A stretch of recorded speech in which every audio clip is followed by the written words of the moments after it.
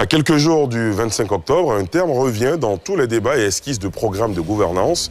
C'est la souveraineté, qu'elle soit d'ordre militaire, économique ou social. La notion de souveraineté est dans toutes les discussions pour cette campagne électorale. Entre slogans politiques et stratégies de gouvernance, la souveraineté est-elle devenue la notion maîtrise de ces prochaines élections?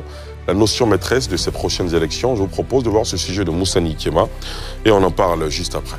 Souveraineté économique, souveraineté militaire, souveraineté sociale.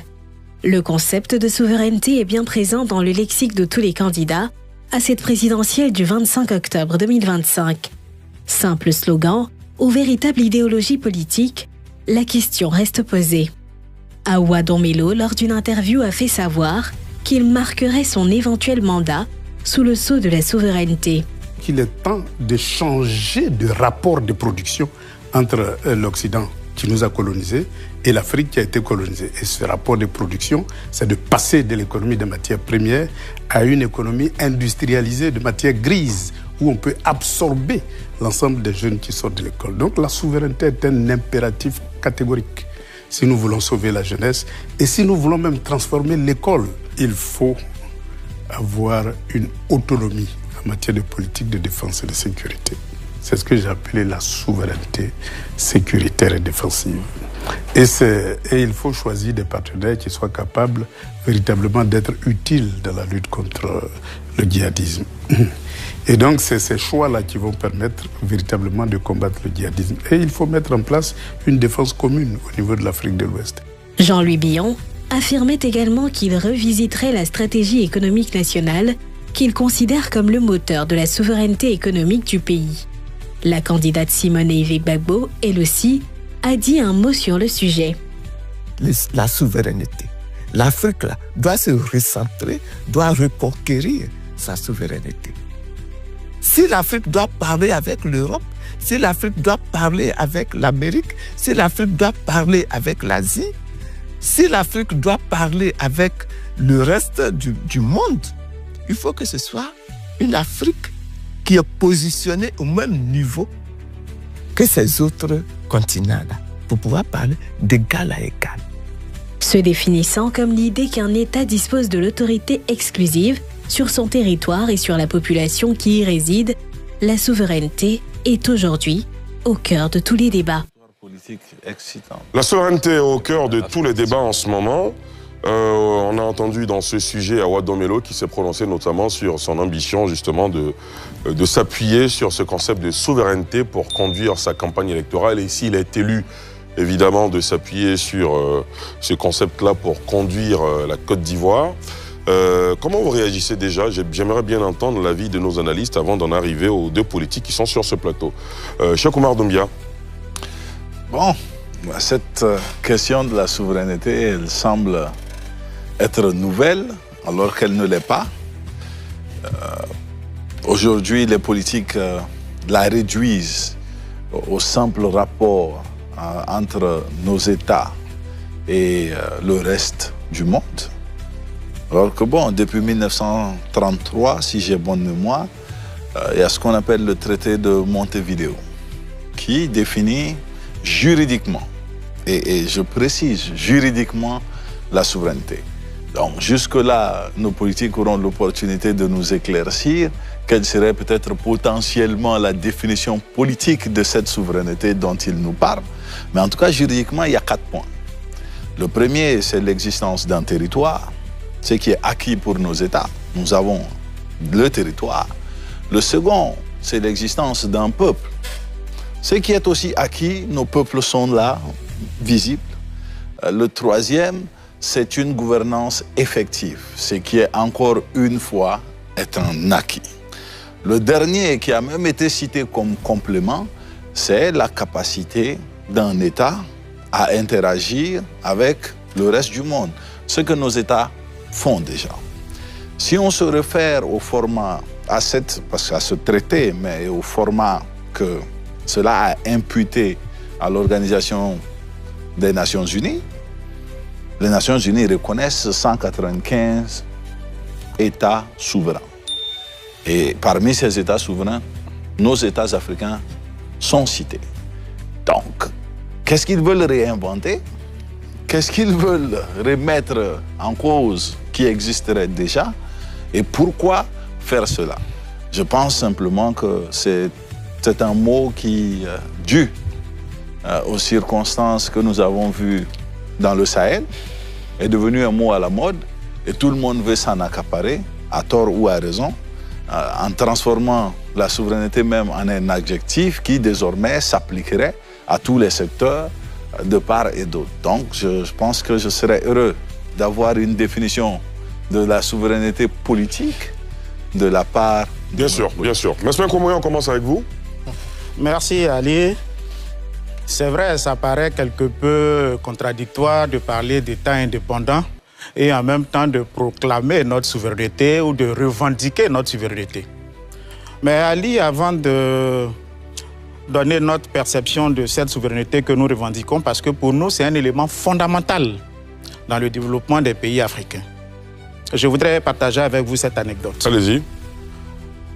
Je me retrouve à l'aéroport international Félix Houphouët-Boigny d'Abidjan. Un soir où l'équipe nationale de Côte d'Ivoire est engagée dans une compétition qui est retransmise sur la chaîne nationale de télévision. À l'aéroport international Félix Houphouët-Boigny d'Abidjan, la chaîne nationale de Côte d'Ivoire n'a pas le droit de diffuser ses émissions dans notre aéroport. Nous avons demandé aux autorités aéroportuaires de permettre à tout le moins que le temps du match, on puisse basculer sur la chaîne nationale de télévision pour que nous puissions regarder ce match-là. On nous a rétorqué que notre aéroport a un contrat avec cette chaîne étrangère de télévision, un contrat d'exclusivité qui fait que à notre aéroport, on ne peut diffuser que cette chaîne étrangère là, on est en quelle de année télévision. C'est quand même très délicat ce que vous dites. Ah oui. On est en quelle année? On est la dernière Coupe du Monde à laquelle la Côte d'Ivoire a participé, je crois que c'était en 2000, si mes souvenirs sont bons, 2014 ou 2015. 2014. 2014, oui. Donc on est en 2014.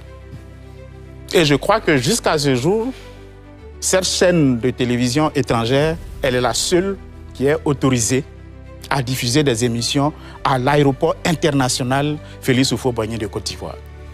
Voici des éléments qui freinent, malgré l'État indépendant que nous sommes, qui freinent notre souveraineté.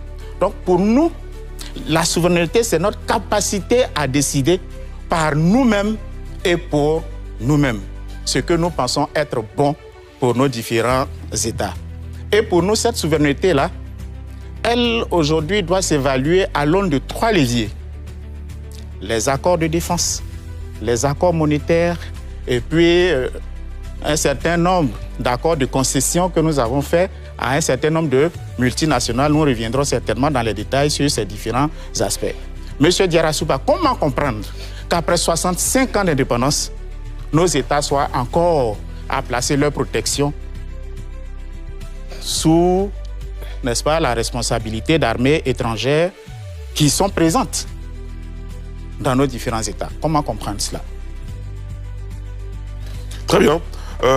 Donimani Yeo, réaction? Alors, merci, M. Diarra Souba. Alors, pour moi, il faut sortir d'un complexe. Et je le dis en tant que jeune Ivoirien totalement décomplexé. 65 ans après l'indépendance, nous considérons que nos pays aujourd'hui sont suffisamment responsables pour défendre valablement leur souveraineté. Et le disant, je m'appuie quand même sur certains éléments. Et il y a d'un côté des personnes qui ont une vision très utopique de la souveraineté, qui considèrent qu'on est souverain lorsque justement on est peut-être capable de faire en sorte qu'aujourd'hui, dans un monde globalisé, on puisse avoir tous les leviers. Et puis, il y a de l'autre côté une vision beaucoup plus réaliste à laquelle nous souscrivons et qui considère qu'aujourd'hui, effectivement, indépendamment donc de notre capacité à pouvoir prendre en main le destin national, nos pays sont assujettis à des responsabilités sous-régionales. On a par exemple des accords au niveau de la CEDEAO. Nos pays sont assujettis à des responsabilités au niveau donc du continent. On est membre de l'Union africaine, donc on est dans une sorte de souveraineté partagée. Et quand je finis de dire ça, je vais prendre des exemples sur la Côte d'Ivoire. Notre pays aujourd'hui Est-ce que oui ou non la Côte d'Ivoire est libre de pouvoir décider de ses partenariats d'un point de vue militaire? Je fais le constat que depuis 2011, la Côte d'Ivoire aujourd'hui, que ce soit en termes de matériel militaire, que ce soit en termes de partenariat écrit, on a pu diversifier donc tous nos partenaires. Vous prenez par exemple les derniers défilés qu'on a eus, donc le 64e anniversaire et le 65e anniversaire, vous verrez qu'au 64e par exemple, on a invité un pays comme la Chine. Pour moi, c'est ça, prendre en main son destin. Être capable de dire sur tel aspect ou tel aspect, moi, à Côte d'Ivoire, j'ai tous les leviers pour dire que je coopère avec un pays de l'Occident ou un pays de l'Est parce que, en l'état, c'est ce pays justement qui m'offre la meilleure possibilité. D'un point de vue économique, est-ce que depuis 2011, en Côte d'Ivoire, on n'a pas un recul net de la France? Est-ce qu'aujourd'hui, ceux qui critiquent donc notre capacité aujourd'hui à être indépendants ou souverains peuvent nous dire si la situation de 2010 en termes donc de partenariat avec la France est la même aujourd'hui? Je pense qu'aujourd'hui, c'est de notre public. Il y a une régression donc des accords avec la France. Et des pays comme l'Allemagne, comme l'Italie, comme l'Espagne, la Chine, les États-Unis ont pris de l'importance. C'est ce que nous assumons pleinement. Et je pense qu'à un moment donné, nos politiques doivent pouvoir l'intégrer. Nous sommes une génération qui est complètement décomplexée et qui considère que c'est par le travail que tous les autres segments de notre souveraineté pourraient être arrachés. Le disant, je vais prendre un exemple. Vous prenez un pays comme la Corée du Sud. Mais nous savons que dans l'histoire, avant qu'il n'ait la guerre de Corée, que le pays soit divisé de 50 à 53, la Corée a été occupée par des puissances étrangères.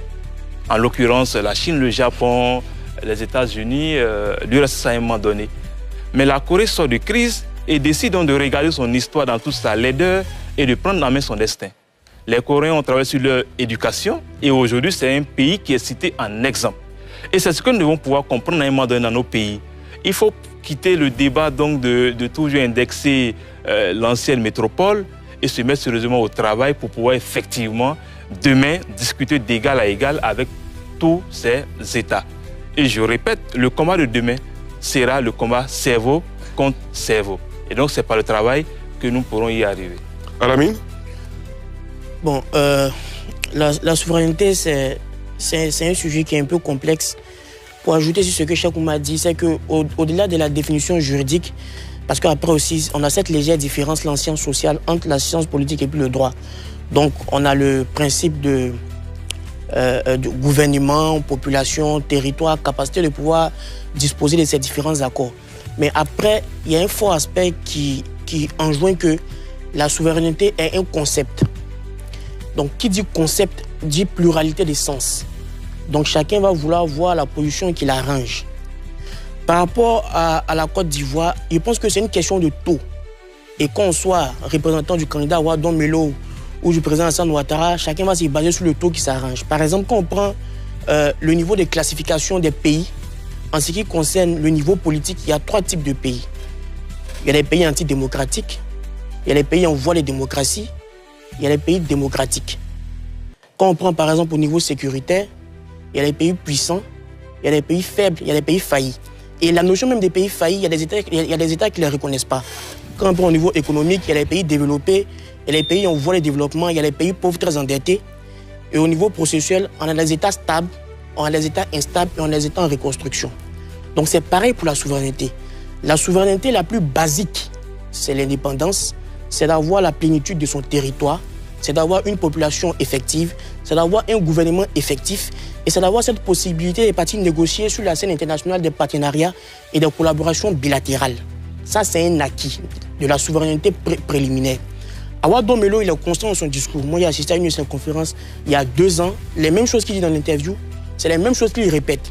Il estime qu'à un certain niveau, les partenaires sécuritaires de la Côte d'Ivoire n'a pas un large éventail de décider en ce qui concerne les partenaires sécuritaires. C'est discutable. Mais la vraie question que moi je voudrais poser, c'est par rapport à la souveraineté économique. Quand aujourd'hui le candidat Wadon Melo dit que lui, président de la République, il va accélérer le processus de rentrer dans l'ère éco, comment aujourd'hui il le fait concrètement? Donc comment aujourd'hui vous arrivez à faire en sorte que vous arrivez à peser au niveau de l'UEMOA pour que la Côte d'Ivoire puisse avoir un certain niveau en ce qui concerne sa politique monétaire au point de renverser l'ancien CFA pour passer à une nouvelle monnaie? Et est-ce que cette monnaie-là nous sera bénéfique? Si oui, à quel niveau? Bien, avant, oui, avant de revenir à la question, permettez qu'on fasse un petit retour sur la question de la souveraineté militaire. Allez-y, allez-y. Si tel est qu'aujourd'hui, nos pays africains, de façon globale, mais spécifiquement la Côte d'Ivoire, a la capacité de contracter avec n'importe quel pays sur le plan militaire. N'importe quel partenaire. N'importe quel partenaire. Pourquoi nous n'avons pas la capacité de dénoncer les accords militaires qui lient la Côte d'Ivoire à la France? Je voudrais même vous ramener au discours du président français, M. Emmanuel Macron, à l'occasion du départ, soi-disant, des forces militaires françaises dans les pays africains. Il a fait remarquer que pour la plupart de ces pays-là, le départ n'était pas de la volonté des chefs d'État africains, mais c'était lui. Il a seulement eu la gentillesse et la bienséance de demander aux chefs d'État africains de les proclamer eux-mêmes, sinon la décision prise n'émanait pas de ces différents chefs d'État. Voici des limites. Voici des limites. Et quand on parle de souveraineté, c'est la capacité que nous devrons pouvoir avoir sur le plan militaire de dénoncer ces différents accords, su ou non connus jusqu'à présent. Il faut pouvoir les dénoncer et puis repartir sur de nouvelles bases. Au plan économique. Militaire, toujours. Oui, rapidement, allez-y. Émotion. Parce que quand j'entends ça, je me dis, c'est quand même, pour moi, c'est illusoire. Pourquoi est-ce que ça l'est? La Russie, deuxième puissance militaire mondiale, puissance nucléaire, aujourd'hui a sur son sol des soldats venus d'où? Corée du Nord, des soldats venus de la Tchétchénie, pour assurer sa défense. J'en viens tout doucement. Ne parlez pas ensemble, j'en viens. Laissez-moi terminer, s'il vous plaît. Terminez. Les États-Unis, tels qu'ils sont, première puissance mondiale, puissance nucléaire aussi. La sécurité des États-Unis, c'est l'OTAN. La France, puissance nucléaire. Le président Macron lui-même le disait il y a peu. Il disait, il faut que nous nous donnons les moyens de pouvoir supporter notre défense. C'est-à-dire que jusque-là, sans l'appareil de l'OTAN, la France n'est pas capable de se défendre. Si je regarde toujours l'Allemagne, première puissance européenne, les bases de l'OTAN sont partout. En Allemagne, oui. Et les bases américaines sont au Japon, elles sont partout. Tous ces pays collaborent militairement. Et c'est peut-être cela qui fait leur force. La seule façon par laquelle ils nous dévancent aujourd'hui sur ce plan militaire, c'est parce qu'ils mettent en commun leurs ressources. Qu'est-ce qui fait que nous craignons tant de mettre en commun nos ressources avec ceux qui ont peut-être plus d'expérience? Parce que qu'on déteste la France, je serais d'accord, mais qu'on ne puisse pas dire que l'armée de Napoléon n'est pas plus âgée que l'armée ivoirienne, c'est un leurre. Qu'on mette les intelligences en commun, qu'on mette les capacités en commun pour qu'on soit plus fort. La France s'accroche aux États-Unis, qu'un autre pays s'accroche à la France. Nous disons la même chose. Nous n'avons jamais dit que parce que nous revendiquons la souveraineté, nous ne devrions plus avoir de rapport militaire ou pas avec d'autres États. Ça, nous ne l'avons pas dit. Seulement, nous disons que nous devrions avoir la capacité de choisir qui nous voulons, quand nous voulons et comment nous voulons. Mais c'est ce que la Côte d'Ivoire fait. Pour que cette capacité puisse exister, il faut déjà dénoncer les accords de défense qui existent entre l'État colonial et nous. Pourquoi on n'arrive pas à les dénoncer? Si ça ne nous sert à rien. C'est pas vous qui dirigez. Est-ce que le dirigeant veut dénoncer? C'est ça que lorsque nous allons arriver au pouvoir et que nous allons diriger, nous allons dénoncer les accords de défense qui existent. Et qu'est-ce que les Ivoiriens y gagnent? Et la France. Il y avait une question monétaire ici. Ce que les Ivoiriens y gagnent, c'est que désormais, la Côte d'Ivoire va pouvoir tisser des relations avec n'importe quel État si la Côte d'Ivoire pense que cet État-là a la capacité... Mais comment vous réagissez aux propos du représentant du RHDP qui dit que ce que vous évoquez, ce que vous leur reprochez, se fait déjà? Comment vous réagissez à ça? Qu'il nous donne un seul exemple. Je crois que la défense d'un État, ça ne s'élimine pas à envoyer des troupes défiler aux côtés des troupes ivoiriennes. Il a demandé un exemple. Oui, l'exemple. En 2024, on a tous suivi donc, un accord de défense qui est signé entre l'État de Côte d'Ivoire, représenté par le ministre de la Défense, M. Téné Birahima Ouattara, et le ministre des Affaires étrangères, je ne sais plus de quel ministère, donc de la Turquie. Donc ça, c'est l'exemple avec la Turquie. Fin 2024, on a encore souvenance d'un accord qui est signé entre l'État de Côte d'Ivoire et les États-Unis d'Amérique. Donc les exemples, ils existent. Indépendamment donc des défilés auxquels on voit des forces étrangères, en termes de matériel, en termes donc de formation, à Zambakro, à l'Académie internationale de lutte contre le terrorisme, à Jacquesville, il y a donc chaque jour pratiquement des puissances étrangères qui viennent partager leur expertise avec les forces ivoiriennes. Et au-delà de ces puissances étrangères, il y a aussi la coopération sud-sud. Je me rappelle dernièrement, il y a eu également des échanges donc, en termes de bonnes pratiques entre les armées ivoiriennes et l'armée béninoise. C'est ce que nous voulons et nous l'assumons pleinement. Voilà pourquoi j'ai dit que nous sommes totalement décomplexés. Et ce narratif-là, il ne nous parle pas du tout.